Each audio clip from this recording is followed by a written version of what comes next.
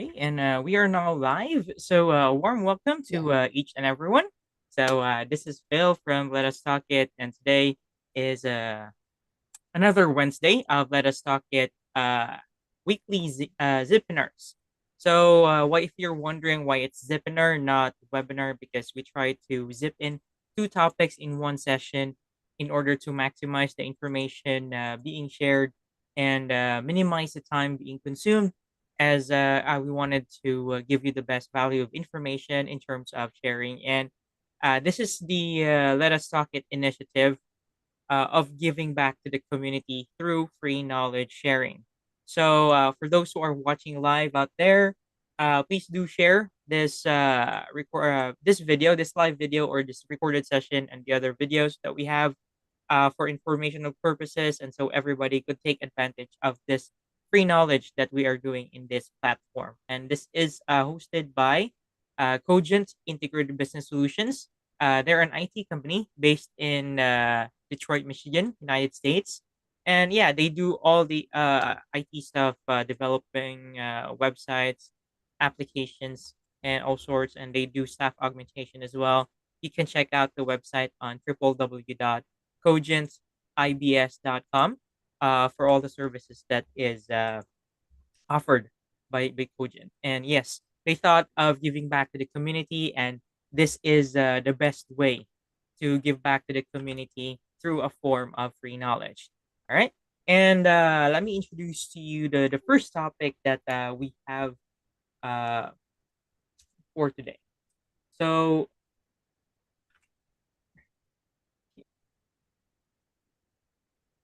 all right. So the only topic that we have today is rewire your mind. So build positivity and resilience. So shift negative thoughts, strengthen emotions, and thrive through challenges. And this topic is will be delivered by not a first time speaker here in Let Us Talk It, but a very willing enthusiast in terms of giving back to the community through free knowledge sharing.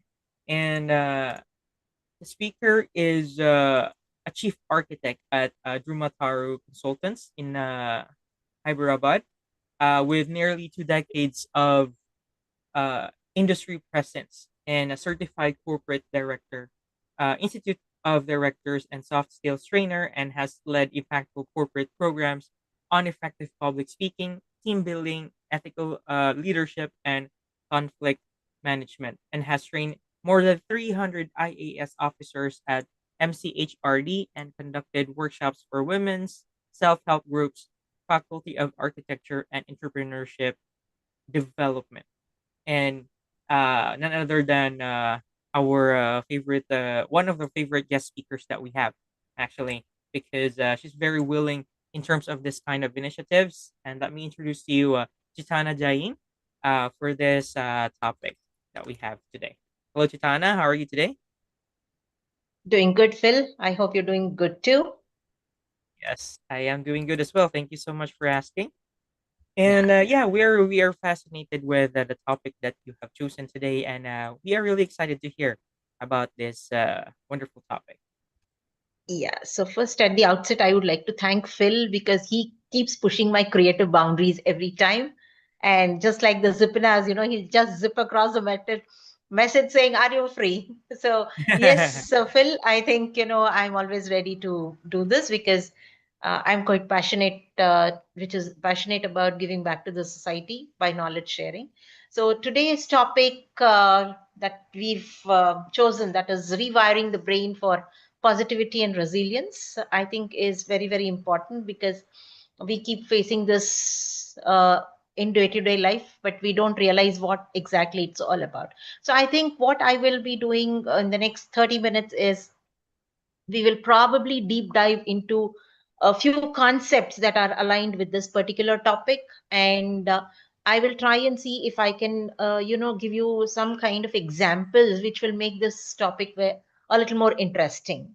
So to begin with, and any questions, please raise your hand, or I would prefer that we take it at the end of the session so that we don't get miss the flow of the talk, because Most often than not, I speak spontaneously from my experiences rather than prepare for things. So that's how it is. So welcome everybody. I see there's Ramona raising her hand. Yeah, Ramona. Not sure why she raised her hand. Okay, we just go ahead. So, good evening, everybody. Thank you for joining us today. So, at the beginning, let us start looking at what this topic is all about. What is rewiring the brain? Now, the wiring, what we talk about typically is how our brains are conditioned, right? There is no specific wire that exists in our brains. It's just the kind of conditioning we have for our brains. Maybe this has a lot of causes that our brains are wired in a certain way. This could be having its own reasons, like you have your own DNA, your own thought process, then you have your brought up at home, you have your cultural backgrounds, you have your own belief system, and there are certain things that you learn from your environment, and there are also certain situations which leave deep impressions on you. So that's how certain beliefs, certain thought process is already there fixed in our mind. And we tend to think that what we know is the best, or probably that is the right reaction we give. Just maybe half an hour back, I was listening to somebody talk. So he said, how many of you in this room think that those of them who have become millionaires today have gone and become millionaires through shortcuts? So I don't know. I mean, there were two or three people who raised their hand. We know it's wrong. Nobody reaches the top through shortcuts. It's definitely hard work, it's definitely dedication, and lots of struggle that they must have put in. But then, what was more intriguing to me was how could those two or three people raise their hand saying that we believe? Then, when I started looking at it, I understood that okay, maybe while they were growing up, they heard people talk that easiest way to become rich was through shortcuts. Or somebody might they must have seen or taken as an example who must have reached success in a shorter time of period. So they thought maybe it had to do something with the shortcut. So that is how most of our brains are wired, in the sense that we try and uh, draw impressions from our experiences, take examples from people, take examples from what we learn or what we listen to. And as children, while we are growing up, there is a certain environment at home. So, whatever kind of discussions keep happening, maybe we draw from there. And that is how our brain starts getting conditioned to certain things. Now, this has become very, very imperative that today we have to rewire our brains. Now, why rewire our brains? You must be thinking, why am I talking about rewiring our brains today? See, the situations earlier and the situations now have totally changed. Things are not the same. So, do you think the same thought process that we had as children will work today? It will not. Definitely, it has to change, because otherwise we will become obsolete. If I still think that what I thought 20 years earlier will be the same what I'm going to think 20 years hence, then it's not going to work. Something has to change, right? See, it's as simple as this. Every day when you eat at home, after 8 days you think, no guys, we need to go out and have something. We need to change our taste. We need to treat our taste buds. So don't you think we need to train our brains also for that? Right? Now, every day, well, why will you make your brain think the same thing again and again? So, you need to start thinking in a different way. Now, when to start thinking in a different way, there has to be a change in our perspective, right? The things we look at. Now, suppose I look at this as a mobile. Yes, it's a mobile. But for me, it's just an instrument to keep talking, right? But for someone, it could be a laptop, it could be technology on the move, it could be a gaming device. So, see, one instrument, multiple uses, because the person using it depends on the person using it, right? I mean, suppose if I was not having my laptop and maybe if I was on the move, I would have also used the same instrument to do this webinar today, isn't it? So this is how we start rewiring things or try to look at what we can explore. and uh, get new resources out of it, get new uses out of it, and start looking at it in a new light. Now, I'll give you a small example. Most of us, I think, have seen a movie called Tare Zameen Par, and we were all in awe of this movie, right? In fact, some of us, most of us, at the end of the movie must have shed tears also. Even I was one of them. I was totally moved. Now, this is a story about a small boy suffering from dyslexia, and his parents kept pushing him, go to school, study. Now, the problem of the boy was when he started studying, the letters in front of him made him so terrified that he felt the letters were dancing. Now, it was not the child's problem. He was suffering from dyslexia. The parents did not do some due diligence to deep dive into what the child's problem was. They always said he is lazy, he was not inclined to study, he was being pushed. And finally, what they did, they sent him off to a hostel, to a boarding school, thinking that, he will learn some discipline and start studying. But what happened after going there? He became very depressed. He just kept to himself. He was got into a shell. Now, the protagonist of the movie, he's a teacher. He's an art teacher. So the art teacher observed that this boy is a very good artist, and through his drawings, the art teacher understood that deep down this boy had some problem. If he was able to draw very well, that means he had that amount of intelligence to study as well. But there was certain barrier which was preventing him to study. And that is where the art teacher started working on the boy. He started sitting with the boy. He shared his personal experience and said, see, I also felt the same. Whenever I started studying, I felt that letters were dancing in front of me. Right? When I looked at M, it looked like A to me. When I looked at B, it looked like C to me. So that is where the teacher went to the bottom of the problem. He touched that nerve of the child, which nobody was trying to explore. Nobody was trying to deep dive and understand.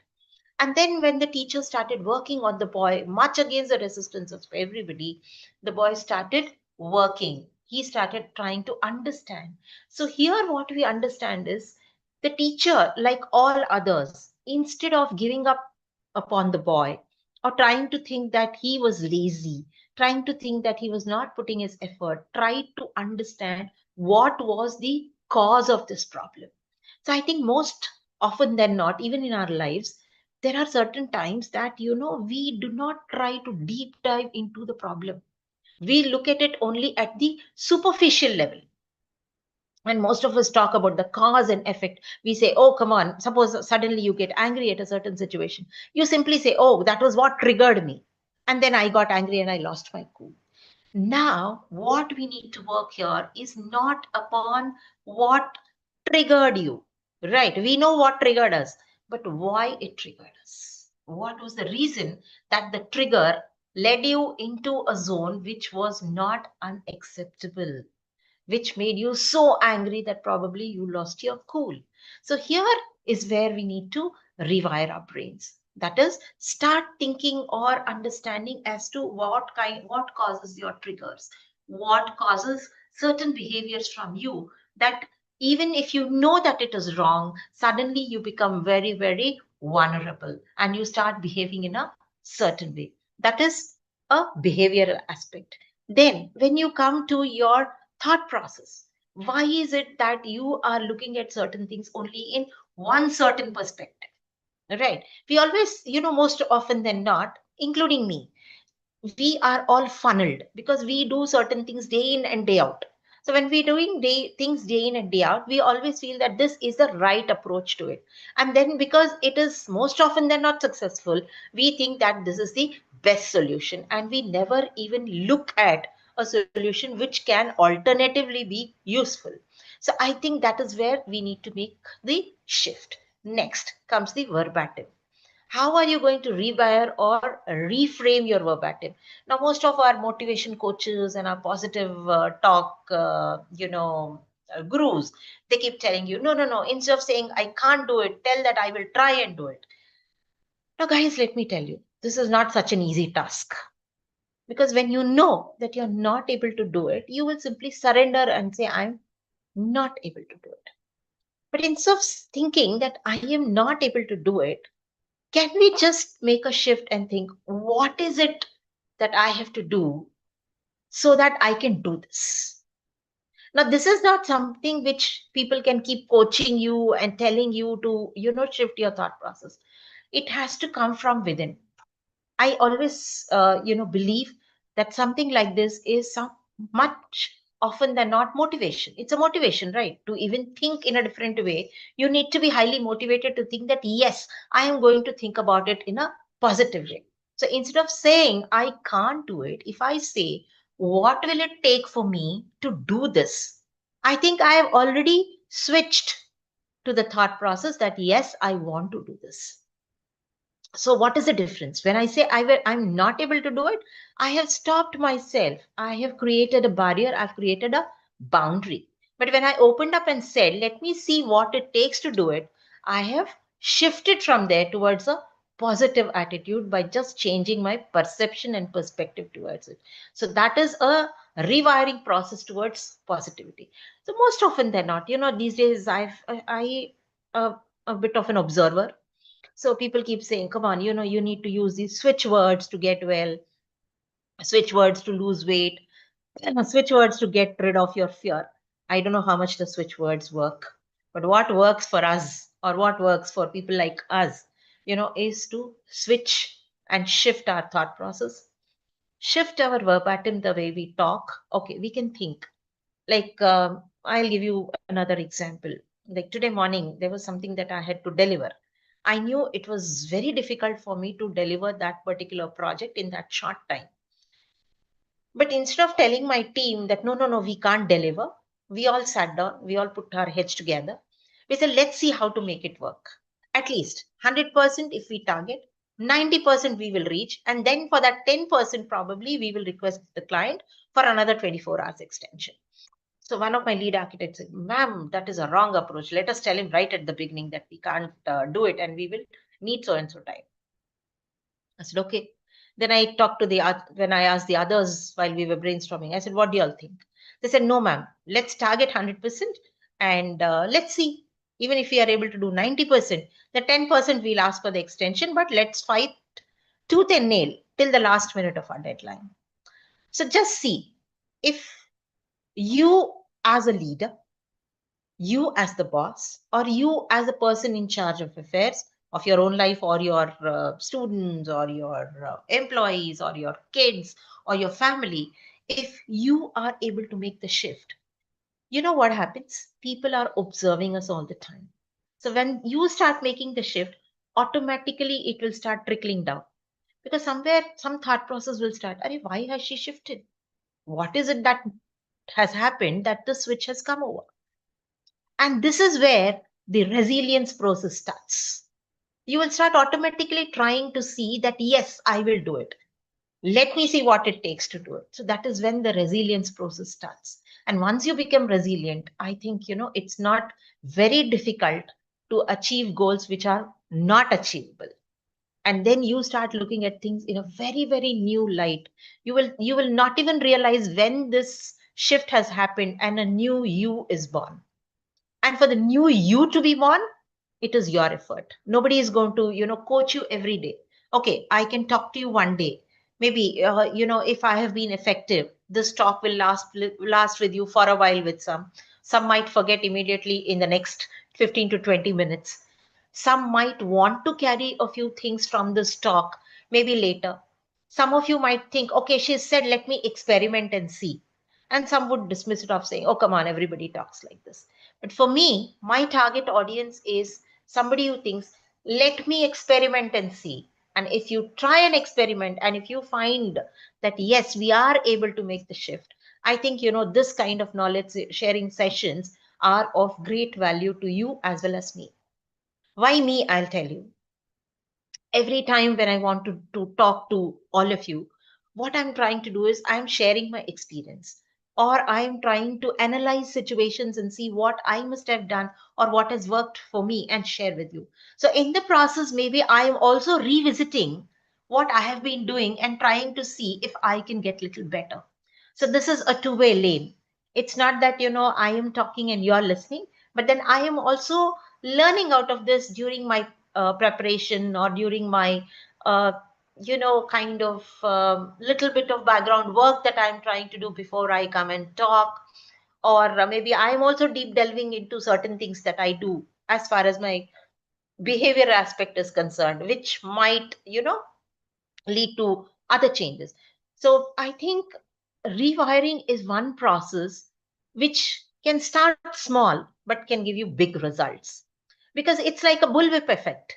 You change your thought, your actions will change. Your actions will change, your behavior will change. Your behavior will change. Lot of situations which are not in your control can still be in your control. Once you start doing this, your level of vulnerability will start coming down. You become more decisive, you become more strong, because certain things which you thought that no, this is not in my control, suddenly you start feeling this is in my control. So lot of such things can keep happening. And once we start this exercise small, definitely over a period of time we will start catching up with this habit, and your thought process will start becoming more positive. The process of thinking that no, I cannot do, to yes, I can do, it is a tedious journey. It is a very, very conscious journey, and we ourselves have to be very, very aware about it. We cannot be unaware about it. See, every time, because of the habit, suddenly, see, we are habituated to saying no to a certain issue. So what we will do, out of habit, we will say no. But then, when the situation comes for us to say this, if we are a little more aware and make the switch and say, okay, let me see what I can do about it, I think the beginning is made. And once the beginning is made, there is no looking back. Because when you start seeing results, I think that is the most beautiful moment for us, because nobody wants to lose success. And success, even if it is in a small way, I think that's very beautiful. I'll tell you one more example with my own self. I like the Kit Kat chocolate very much. And especially when I'm stressed, I love to eat chocolates. Now, every time nobody is going to go and buy me chocolates. So one day I decided, see, and I used to feel bad. Why uh, these people, my husband doesn't get me chocolates when he knows I love chocolates. But then one day I decided, why every time wait for him? How does he know that I need chocolate at the minute? It is me. It's my need and my urge that I want to have a chocolate now. So I better make an effort to go and buy it for myself. Let me reward myself with the chocolate. So see, that is a rewiring I did. That's a thought process I changed. I said, I need a chocolate. Let me go and buy it. Let me have the satisfaction of earning my chocolate. So maybe it's just a chocolate. But when you think back, from depending for my happiness on somebody, I made the shift to get happiness to myself by doing a small act of buying the chocolate for myself. So which means that to make a shift, to become positive, to become resilient, I don't need anybody. You also don't need anybody. All we need is ourselves, our own thought, and the key to be, resilient is to be happy. Now you will tell me, if I'm sick, how will I be happy? Agreed. But we don't fall sick every day, right? So say 4 5 days in a year I fall sick. 360 days are still with me. And in I feel, see, we women like to dress up a lot. So why not we think that I have put up a plastic smile, that curve on my mirror, and every morning while I put on my lipstick, why not I put the curve and go to work? Or why not I put the curve and greet people at home? Maybe that will also start working, because if not for anybody, you are creating a positive atmosphere for your own self. You're smiling for yourself, and you have enough reasons to smile for yourself. If you can, dress well, pat yourself on your back and say, hey, I'm looking good, I think that's a reason to smile. And then we have our lovely mobiles with, the most beautiful cameras. Click a selfie, look at yourself, and feel happy. Hey, I'm looking beautiful, isn't it? I do one more thing. Whenever I am, I'm feeling low, I am really stressed. I'm feeling, oh my God, I just can't take this anymore. I know it's a very lousy feeling. So what I do that morning, I pick up the best dress out of my wardrobe. Normally, I'm not a makeup person. So what I do, I pick up the best dress out of my wardrobe, have a nice hair wash, put on my best color of lipstick that I love to wear, wear some nice eyeliner. And then when I look at myself in the mirror, I feel so good because see, I'm dressed to the T, and that makes me feel so good. And automatically I smile for myself. So though I am feeling lousy inside, oh, I have this delivery to be made, I have this drawing to be sent, this guy is not coming, my lead architect is on leave. Okay, all this is working.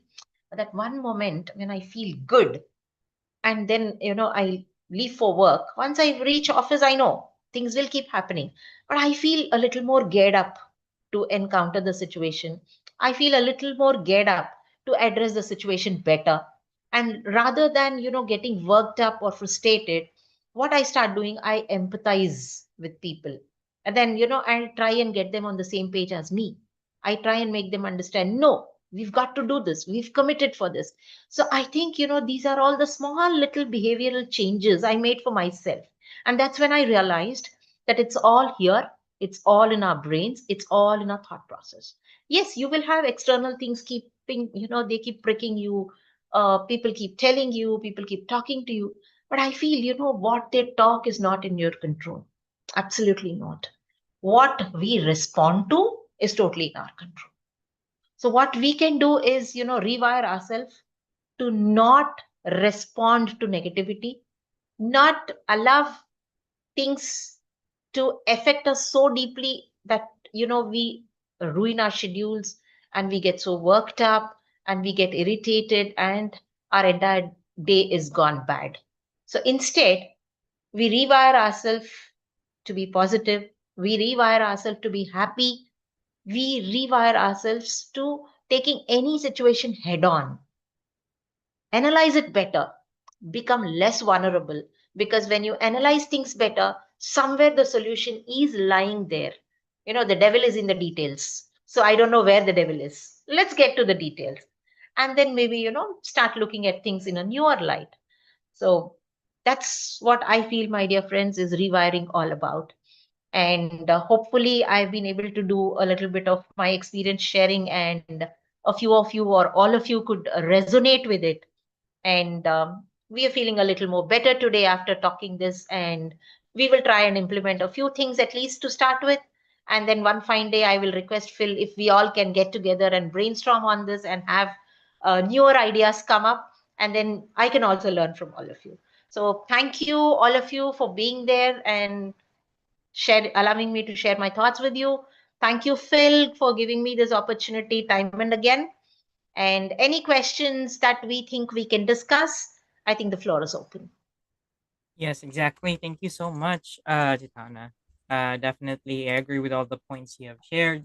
And also, we are just like maybe we are so get used to, or we are very used to like seeking validation. That's why it's hard Yeah. for us to conform to ourselves. So that's where the issue lies sometimes. Like in some places, maybe it became a culture to seek validation to like what are you Yes. planning to do, what are you gonna do, and it affects everything that we do with Not ourselves. just in some places, Phil. I think, validation is what we all look up to every time.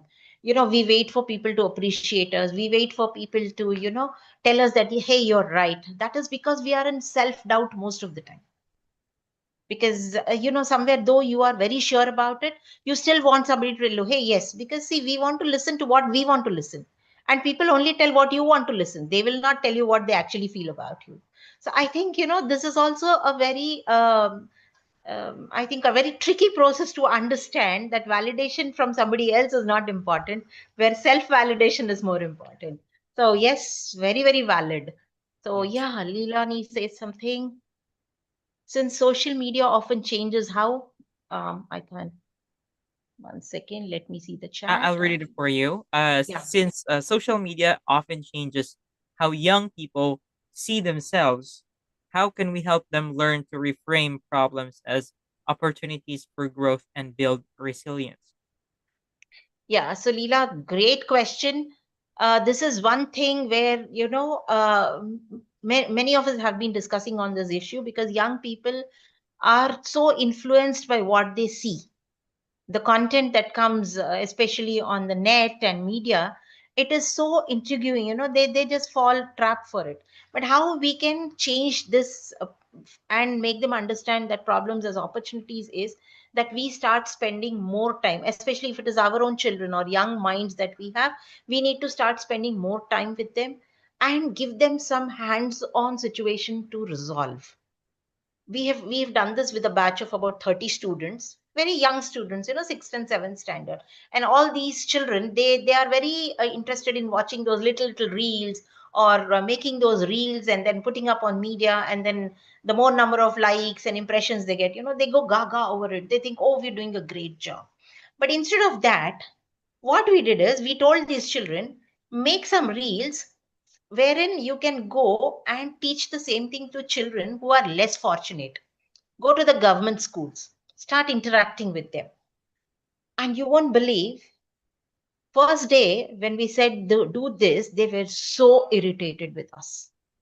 They were like, what is this? We are not doing the play. I mean, I'm really sorry to say this, but these kids who were really privileged, they said those children come from, those dirty environment. They're not clean. They are not like our class.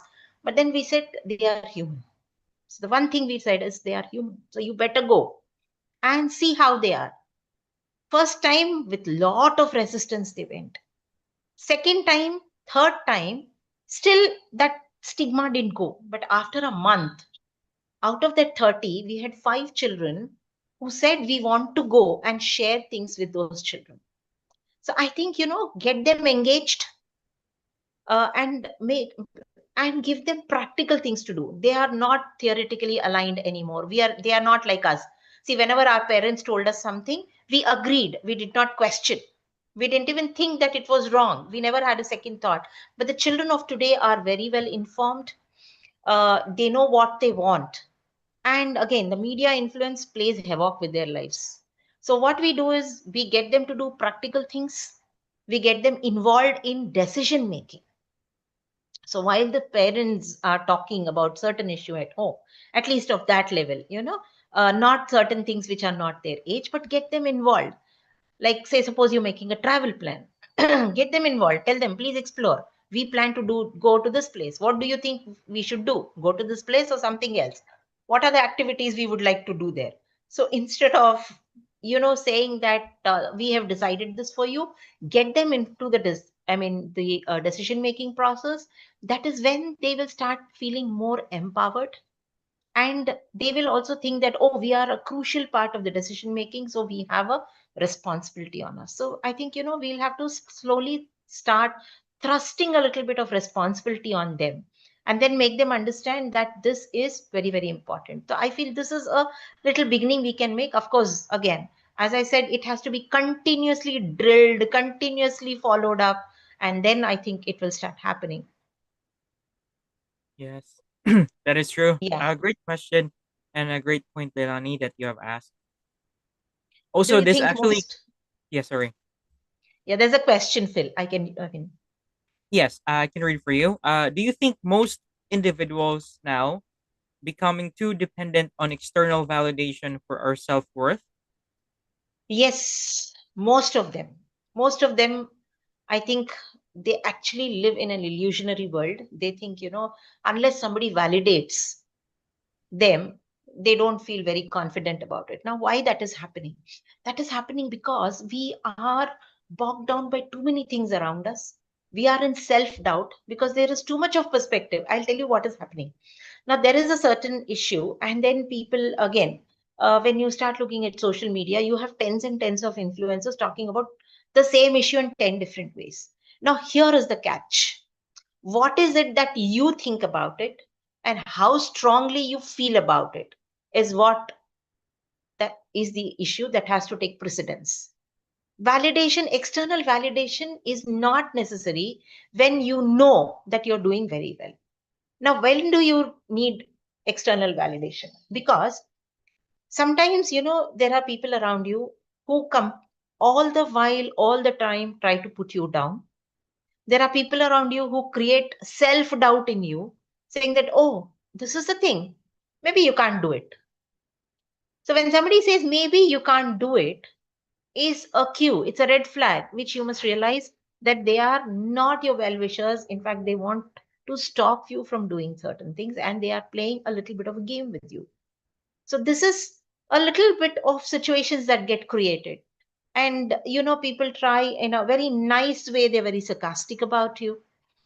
They are very, even if you do the best of the work, they would like to pull you down and they would like to look down upon you, talk maybe in a very bad light about you.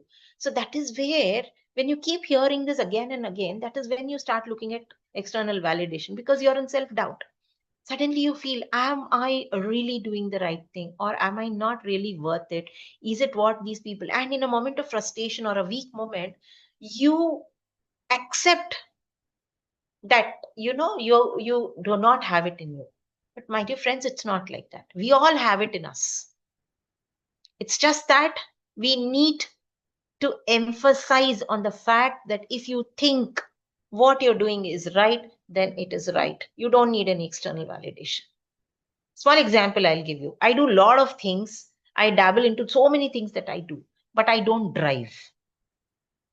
I have my reasons for not to drive, right? Because I get zoned out at times because I'm thinking, I'm working on certain things, and I get zoned out. Now, valid thing is my husband said not to drive because he said, while you're zoned out, suppose you go and hit somebody, and what will happen? It's a problem for you, the opposite person, and me also. Agreed. So instead of taking in a negative light, I said, okay, fair enough.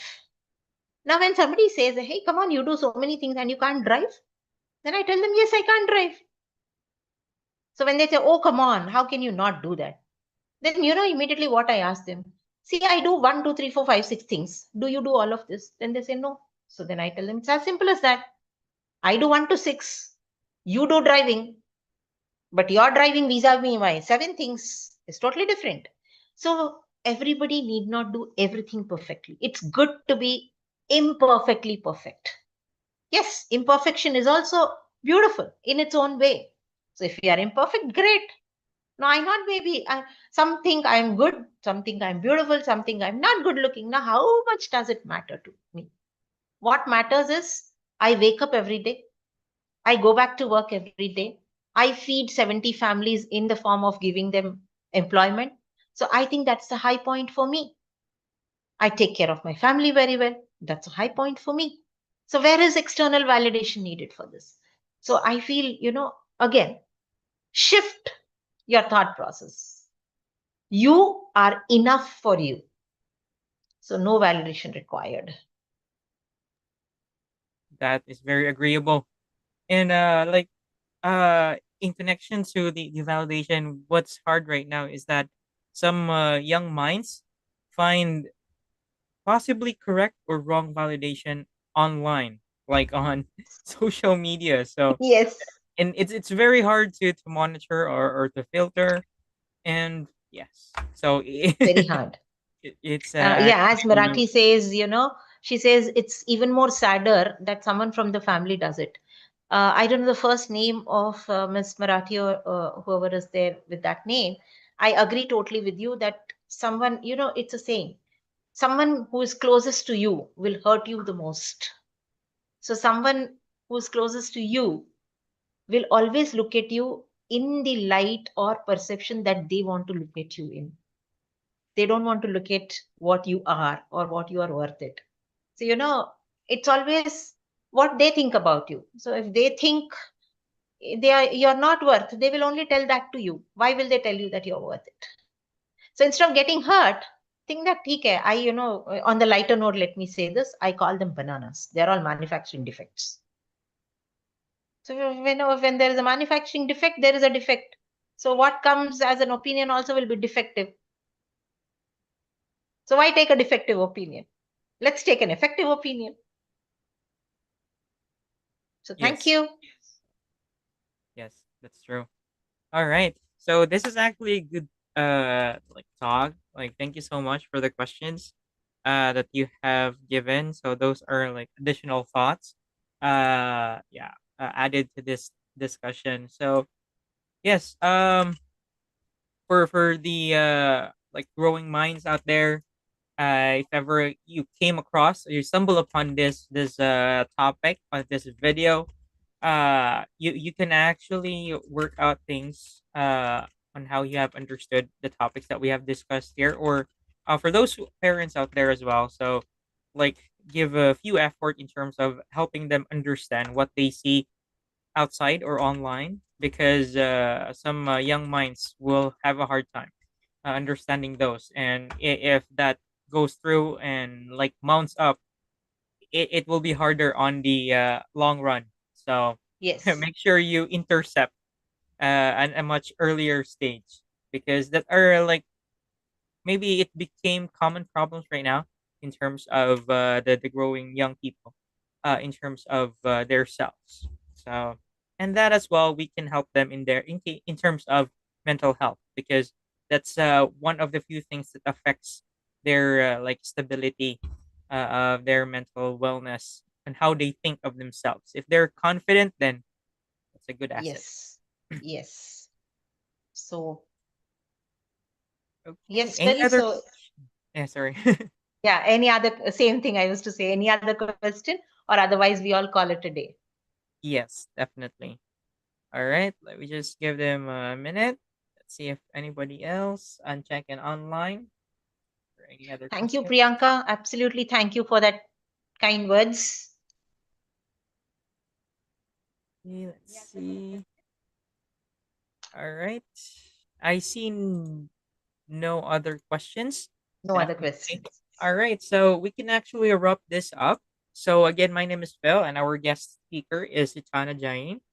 And you can check on her socials. You can search for her name on LinkedIn, probably, Yes. or if you on Facebook, she's available as well. So on LinkedIn, you can connect with her, see her insights, her posts, and you can message her for Yes. any like off-topic things, or related to her Yeah, insights for anything this. at all. Yes, I'm ready to, share whatever little learnings I know, and you can just DM me and we can keep in touch. Yes, exactly. All right. So if you want to check as well the older videos or recorded sessions that we have, you can check our YouTube page or channel. You can just search there, Let Us Talk It, and you can see very helpful technical, fashion, corporate topics, topics like this, very interesting talks. You can review all those. You can attend our next session, or you can become a guest speaker. We are very willing to take you in, invite you in order to share your insights and your thoughts as well in any topic that you'd like to talk about. So this is what we are here for, to share the topics, the expertise, best practices, because who knows, someone out there in which part of the world would need this information and would help them a lot. So it's there's nothing wrong in terms of sharing knowledge, Yes. experiences, and any information that might help anyone. All right. So this closes today's session. Again, thank you so much, Dana, for coming in again for a wonderful talk.